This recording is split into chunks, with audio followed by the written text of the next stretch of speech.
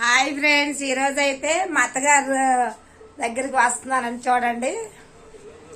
ఇదిగోండి మా అత్తగారు అండి, కూర్చుని చక్కగా టీవీ చూస్తుందండి. టీవీ ఆమె ఫుల్ హ్యాపీ, ఇంకెవ్వరు ఏమనే పని లేదు, ఆమె ఇష్టం. ఇదిగోండి ఇలా దేవుళ్ళు దండం పెట్టుకున్నది, ఎన్ని ఆమె పెట్టుకున్న దేవుళ్ళే.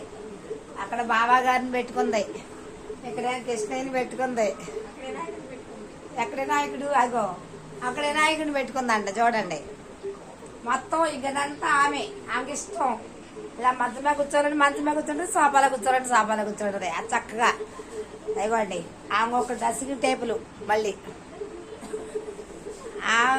అలా, ఎందుకంటే పెద్ద వయసు కదా, అలా హ్యాపీగా ఉంచడం మంచిదని చెప్పేసి అదిగోండి వాటర్ బాటిల్ కూడా తెచ్చుకున్నావా అమ్మో.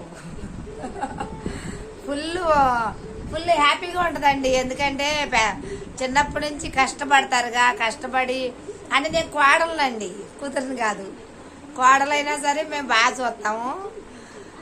ఎందుకంటే చిన్నప్పటి నుంచి కష్టపడ్డారు, కష్టపడినప్పుడు ఈ వయసులో సుఖపడాలి కదా, అందుకని చెప్పేసి ఆమె సొంతంగా టీవీ అండి, మనం చెప్పే కదా వీడియోలో, ఆమె సొంతంగా టీవీ చూస్తుంది.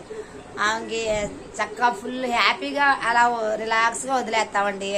ఇబ్బంది పెడతాం, ఇసుకెత్తాం అలాంటివి ఏం చేయము. ఆమె చక్కగా చూడండి ఎలా చూస్తుందో, టీవీ అంటే చూస్తుంది. ఆమె టీవీలో లీనమైపోయి ఎలా చూస్తూ ఉంటుంది. ఓకేనా ఫ్రెండ్స్, మీరు కూడా అలా పెద్దవాళ్ళు ఉంటే చక్కగా వాళ్ళే హ్యాపీగా వదిలేయండి. వాళ్ళకి హింసించకూడదు, వాళ్ళని ఏమనకూడదు. మనం చిన్నప్పటి నుంచి చాలా బాగా చూస్తారు కదా, మనని చూసినప్పుడు మనం కూడా వాళ్ళని బాగా చూడాలి, మరీ కోరుకుంటున్నానండి.